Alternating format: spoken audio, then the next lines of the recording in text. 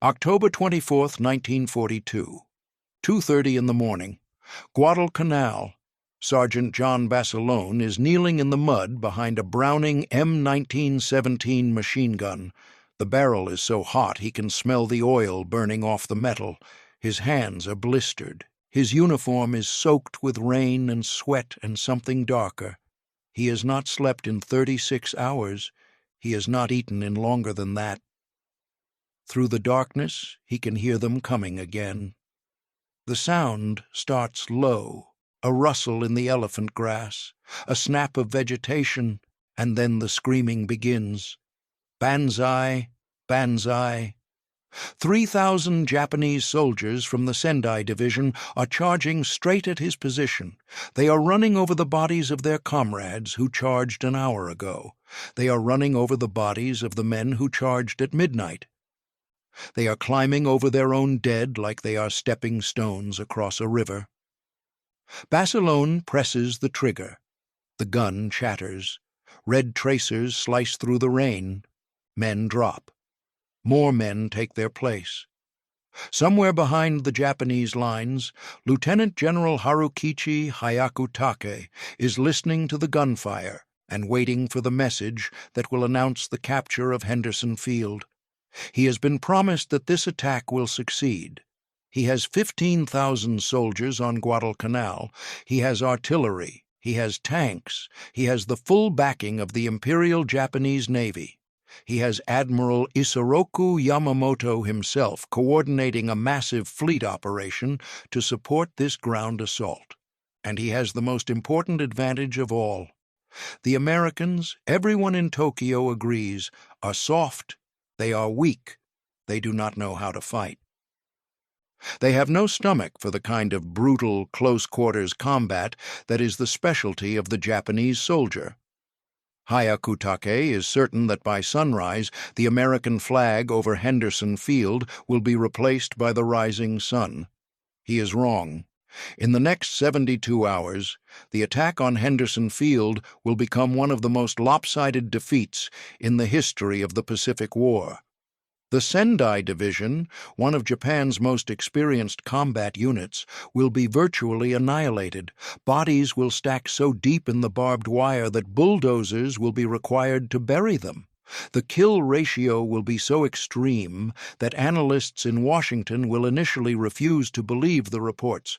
The Japanese are walking into a meat grinder that has been calibrated with the precision of a Swiss watch, and they do not even know it. To understand why the attack on Henderson Field was such a catastrophic mistake, you have to understand what that airfield meant.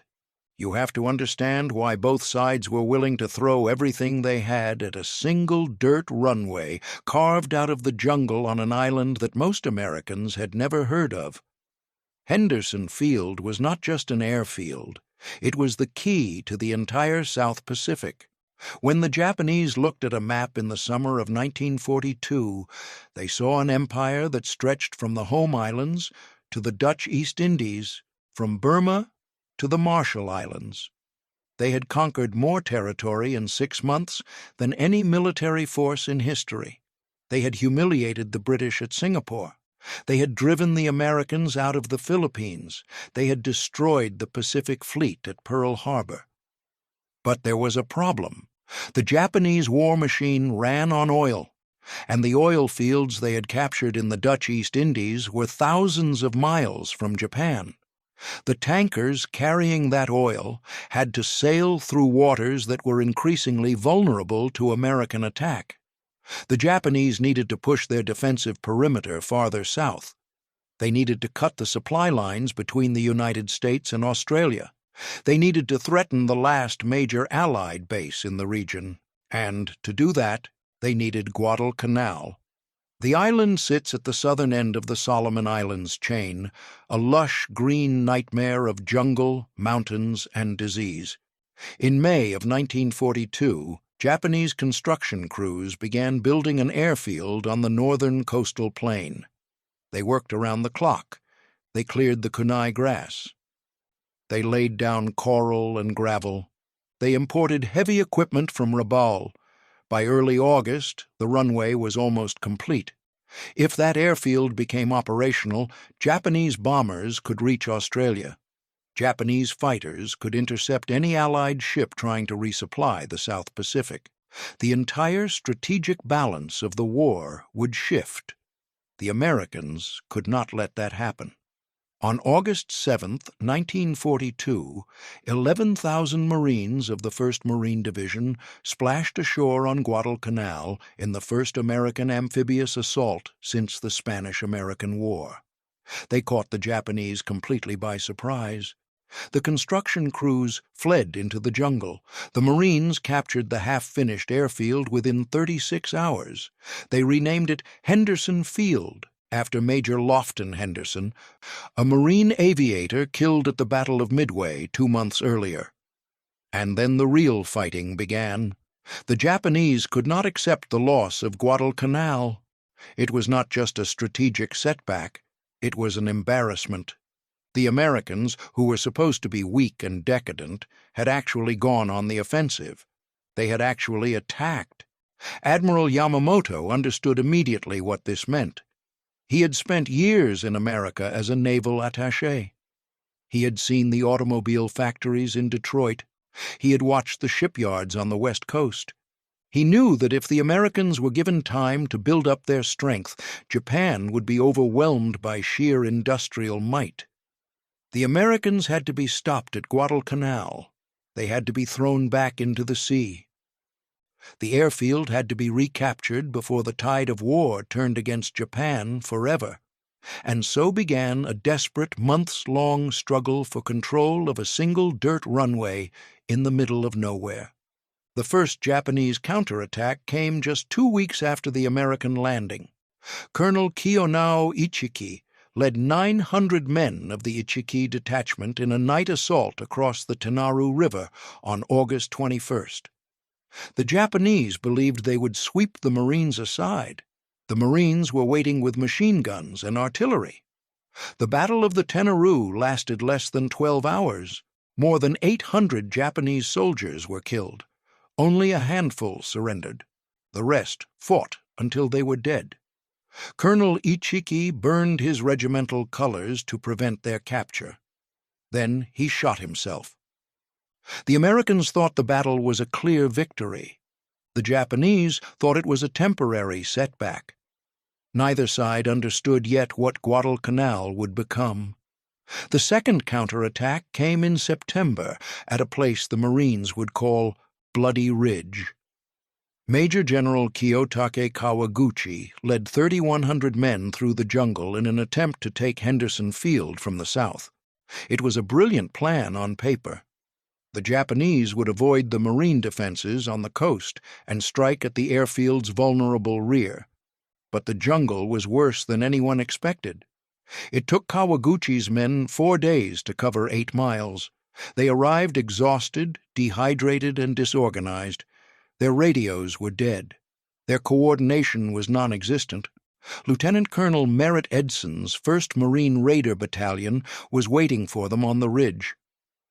For 2 nights, the Japanese threw themselves at the Marine lines. For 2 nights, the Marines held. When it was over, more than 1,000 Japanese soldiers were dead. The ridge was renamed Edson's Ridge in honor of the commander who held it. But the Japanese were not done. In Tokyo, the Imperial General Staff was growing impatient. 2 attacks had failed. The Americans were still holding Henderson Field. Something had to change. The decision was made to send an entire division. The 2nd Infantry Division, also known as the Sendai Division, was one of the most prestigious units in the Japanese Army.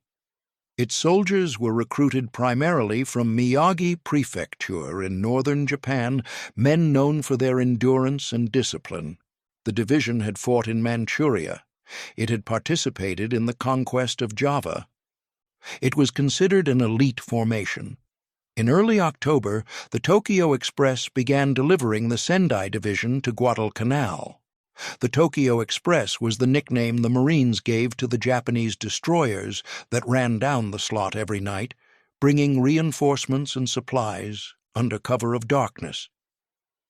The destroyers were too fast for the American patrol boats to catch. They unloaded their cargo, shelled the Marine positions, and were gone before dawn. Night after night, the destroyers came. By mid-October, more than 15,000 Japanese soldiers were on Guadalcanal. Artillery pieces were dragged through the jungle.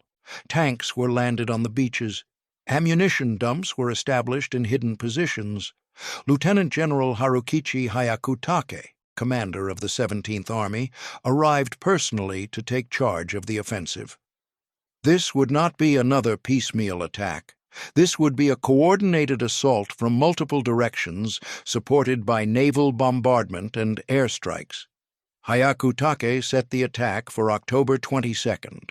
But first, the Japanese Navy had a surprise for Henderson Field. The bombardment began at 1:33 in the morning on October 14th. Two Japanese battleships, Kongo and Haruna, approached Guadalcanal under cover of darkness. They were escorted by a light cruiser and 9 destroyers. Their mission was simple: destroy Henderson Field. The battleships opened fire with their 14-inch guns.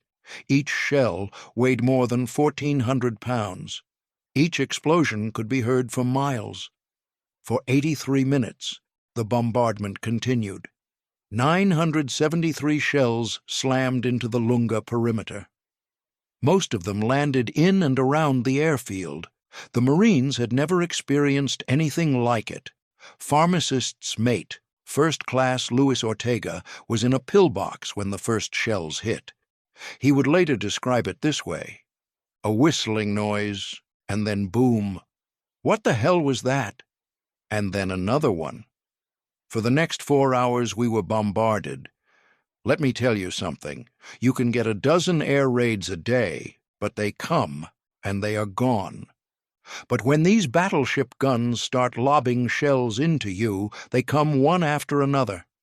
By the time the Japanese ships withdrew, Henderson Field was in ruins. Both runways were cratered. 48 of the 90 aircraft on the field were destroyed. Almost all of the aviation fuel had been burned. 41 men were dead, including 6 pilots. The Cactus Air Force, the motley collection of Marine, Navy, and Army aircraft that defended Guadalcanal, had been nearly wiped out. The Marines called it simply the bombardment. It was the worst naval shelling American forces have ever endured, and it was only the beginning. In the days that followed, Japanese cruisers returned to shell the field again. Air raids came every day. The Tokyo Express delivered more troops every night. Everything was building toward the ground assault that would recapture the airfield and drive the Americans into the sea. Hyakutake finalized his plan. The main attack would come from the south. Major General Masao Maruyama would lead 7,200 men of the Sendai Division through the jungle to strike at the airfield's rear. It was essentially the same approach Kawaguchi had tried in September, but with more than twice as many troops. A secondary attack would come from the west. Colonel Nomasu Nakaguma would lead 3 battalions and 9 tanks across the Matanikau River to hit the Marine flank. A third force under Colonel Akinosuke Oka would attack from the southwest. The 3 forces would strike simultaneously. The Americans would be overwhelmed from multiple directions. Henderson Field would fall. The time of the decisive battle between Japan and the United States has come, Hyakutake announced on October 22nd. This attack will determine the fate of the war. He set the assault for the night of October 23rd. But the jungle had other plans. The route Maruyama chose through the interior of Guadalcanal looked reasonable on a map. It was only about 15 miles from the assembly area to the American lines. In normal terrain, that would be a single day's march. But Guadalcanal was not normal terrain. The jungle was so thick that in places you could not see 10 feet ahead. The ground was a tangle of roots, vines, and rotting vegetation. Every step sank into mud. The hills were steep and slippery with rain. The heat was suffocating. The humidity approached 100%, and it was raining. It rained every day on Guadalcanal. Maruyama's men hacked their way forward inch by inch. They dragged their artillery pieces behind them using ropes because the guns were too heavy for the terrain. They carried their ammunition on their backs because there were no mules. They drank from stagnant pools because there was no clean water. Men collapsed from heat exhaustion. Men fell behind and were left in the jungle. Radios failed in the humidity.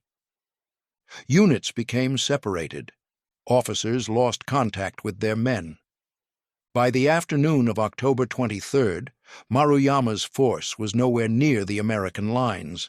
The attack would have to be postponed for 24 hours. But the message never reached Nakaguma's force at the Matanikau. At dusk on October 23rd, right on schedule, Nakaguma launched his attack. 9 Japanese tanks charged across the sandbar at the mouth of the Matanikau River. Behind them came 2 infantry battalions, bayonets fixed, screaming banzai. The Marines were ready. 37mm anti-tank guns opened fire at point-blank range. The first tank was hit before it reached the far bank. The second tank burst into flames. One by one, all 9 tanks were destroyed. The crews that tried to escape were cut down by machine gun fire. Behind the burning tanks, the infantry was caught in the open. 40 Marine howitzers opened fire. 6,000 shells fell on the Japanese positions in less than an hour. The Matanikau River ran red with blood. By midnight, the attack was over.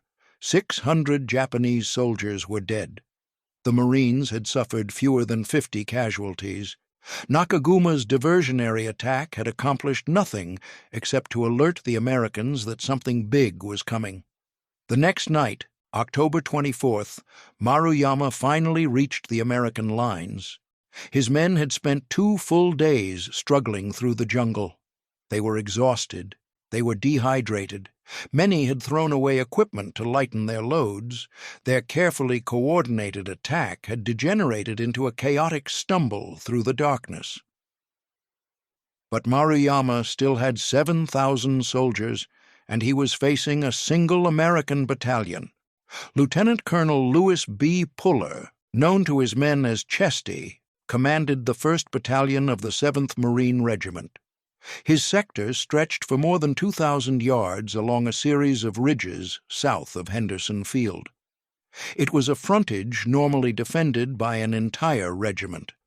Puller had about 1,000 men. At 9:30 on the night of October 24th, a Marine listening post reported movement in the jungle. Sergeant Ralph Briggs was on the field telephone. "Colonel, there is about 3,000 Japs between you and me." Puller asked if he was certain. "Positive," Briggs replied. "They have been all around us, singing and smoking cigarettes, heading your way." Puller hung up the phone. He looked at his officers. "Let them come," he said. At 1:15 in the morning, the first wave hit. The Japanese emerged from the jungle screaming. They charged straight at the Marine lines, climbing over the barbed wire, throwing grenades, firing from the hip. The noise was deafening. Rifle shots, explosions, the chatter of machine guns, and above it all, the screaming. The Marines opened fire. On the right side of the line, a machine gun section commanded by Sergeant John Basilone was positioned at a critical choke point. If the Japanese broke through there, they would have a clear path to the airfield. The Japanese came at Basilone's guns in waves. The first wave was cut down within 50 yards. The second wave made it closer. The third wave reached the barbed wire, bodies piled up in front of the guns. Basilone kept firing. When one of his guns jammed, he cleared it under fire. When another gun was destroyed by a grenade, he dragged a spare gun into position. When his ammunition ran low, he fought through Japanese soldiers to reach the supply dump and carried belts of ammunition back to his men. At one point, he picked up the 90-pound machine gun and moved it to a new position, the barrel so hot it burned through his gloves. For hours, the assault continued. Wave after wave, charge after charge. The Japanese kept coming because they had been told the Americans would break. They had been told the Marines were soft. They were not soft. By dawn on October 25th, the Marine lines were still intact. The ground in front of Basilone's position was covered with bodies. His section had killed so many Japanese soldiers that they could not count them all. When the Marines tallied the dead later that day, they found more than 1,000 Japanese corpses within a few hundred yards of the perimeter. At Basilone's position alone, 38 bodies were counted in a single heap, where the machine gun had caught them in the open.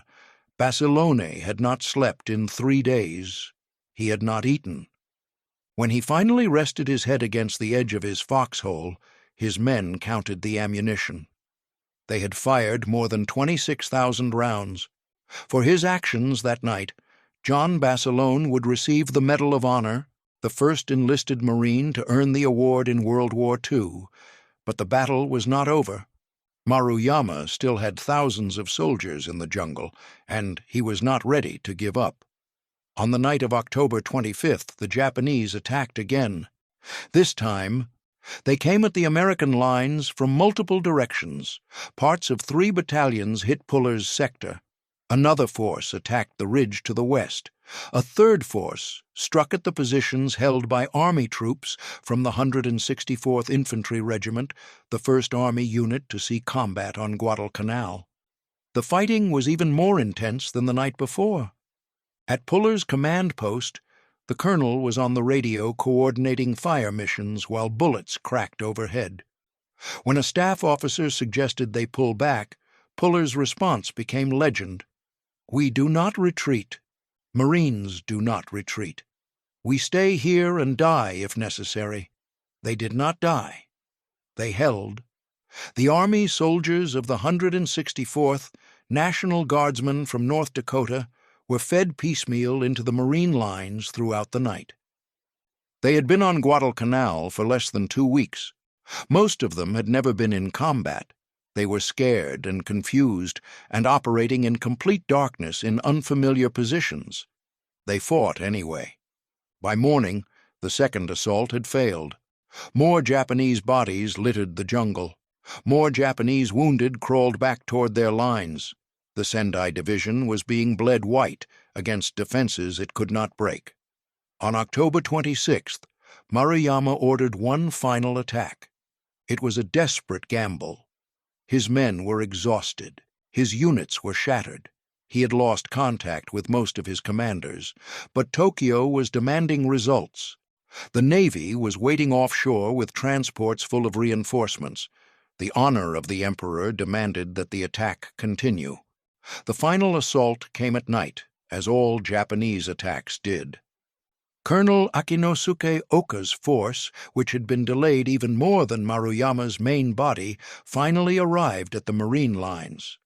2,000 men charged the positions held by the 2nd Battalion of the 7th Marines. The Marines had been fighting for 3 straight nights. They were running low on ammunition. Their barrels were worn. Their hands were shaking from exhaustion. They held anyway. Oke's attack disintegrated in the barbed wire. The survivors retreated into the jungle, leaving hundreds of dead behind. On the morning of October 27th, Maruyama finally admitted defeat. He ordered his surviving troops to withdraw to the west, away from Henderson Field, away from the slaughter. The battle was over. The mathematics of Henderson Field were staggering. In 3 nights of fighting, the Japanese lost between 2,000 and 3,000 soldiers killed. The exact number was impossible to determine because many bodies were never recovered from the jungle. The Marines and Army soldiers who defended the airfield lost fewer than 100 men. The kill ratio was at least 20-1. The Sendai Division, which had arrived on Guadalcanal as an elite combat unit, was effectively destroyed as a fighting force. Its commander, Major General Nasu, was killed by artillery fire during the second night's attack. Its regimental colors were captured by the Marines. More than half of its combat strength was gone. When burial details went out to count the bodies, they used bulldozers. The corpses were stacked so deep in some places that they had to be loaded into mass graves like cordwood. The tropical heat was already causing decomposition. The smell was indescribable. A few days after the battle, one of the burial details counted 1,462 bodies in Puller's sector alone. The Japanese had walked into a killing ground that was perfectly designed to destroy them. The Marines had artillery that the Japanese could not match. 40 howitzers were ranged on every approach to the airfield, and they had unlimited ammunition. Every time the Japanese massed for an attack, the guns opened fire.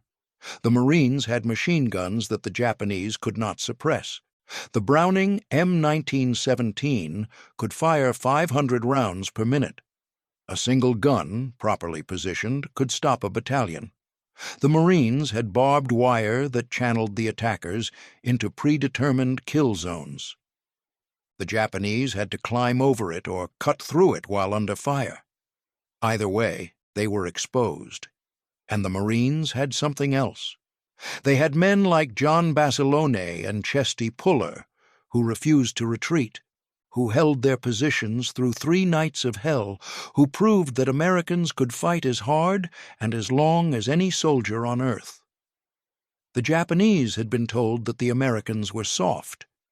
They learned the truth in the mud and the wire and the blood of Henderson Field, but the significance of the battle extended far beyond the body count. Henderson Field survived. The Cactus Air Force, battered and depleted, continued to operate from the cratered runway. Within days of the bombardment, aircraft were taking off again. Within weeks, the airfield was stronger than ever. And that meant the Japanese plan for Guadalcanal was finished. The entire premise of the Japanese strategy was that Henderson Field could be neutralized and recaptured. Without the airfield in American hands, there would be no Cactus Air Force. Without the Cactus Air Force, Japanese ships could operate freely around Guadalcanal. The island could be reinforced at will. The Americans could be driven off. But Henderson Field would not fall. The battleship bombardment had failed to destroy it permanently. The ground assault had failed to capture it. And every day that the airfield remained in American hands, the Japanese position became more precarious. The Cactus Air Force controlled the daylight hours around Guadalcanal. Any Japanese ship that approached during the day risked being attacked by dive bombers and torpedo planes. The Tokyo Express could only operate at night, and destroyers could not carry enough supplies to sustain a major ground force. The Japanese soldiers on Guadalcanal began to starve. They called the island Starvation Island. They boiled grass and ate it. They killed and ate the horses that had been brought to carry artillery.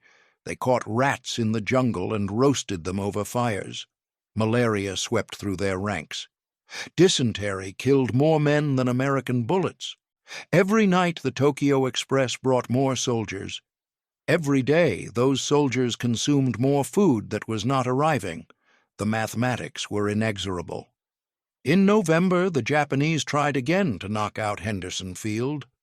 Admiral Yamamoto sent 2 more battleships, Hiei and Kirishima, to bombard the airfield. But this time, the American Navy was waiting. In the brutal naval battle of Guadalcanal on November 12th through 15th, American cruisers and battleships intercepted the Japanese force. The fighting was savage and confused, a brawl in the darkness of Iron Bottom Sound. Both sides suffered terrible losses. The Americans lost 2 light cruisers and 7 destroyers. More than 1,700 American sailors died, but the Japanese lost the battleship Hiei, sunk by aircraft from Henderson Field. They lost another battleship, Kirishima, sunk by the guns of the American battleship Washington. They lost most of the transport convoy that was supposed to reinforce Guadalcanal. Never again would the Japanese Navy attempt to knock out Henderson Field from the sea.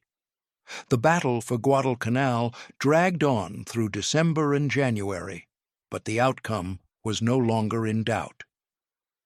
The Japanese could not supply their forces. They could not reinforce their positions. They could not take the offensive. In late January 1943, Tokyo made the decision to evacuate. Over 3 nights in early February, Japanese destroyers crept down the slot one final time. But this time, instead of delivering troops, they were taking them away. More than 10,000 survivors of the Guadalcanal campaign were rescued from the island. They left behind more than 20,000 dead. The American victory at Guadalcanal was complete. Japan would never go on the offensive again in the Pacific. From that point forward, they would be retreating, defending, falling back. The tide of war had turned, and it turned at Henderson Field. The significance of what happened on that muddy airstrip in October of 1942 cannot be overstated. If the Japanese had captured Henderson Field, the entire course of the Pacific War would have changed. The Americans would have been pushed back. Australia would have been threatened. The build-up for the island-hopping campaign would have been delayed by months or years. But Henderson Field held. It held because of Marine artillery that broke up every Japanese attack before it could gain momentum. It held because of machine gunners like John Basilone who refused to abandon their positions. It held because of commanders like Chesty Puller who understood that the airfield had to be defended at any cost.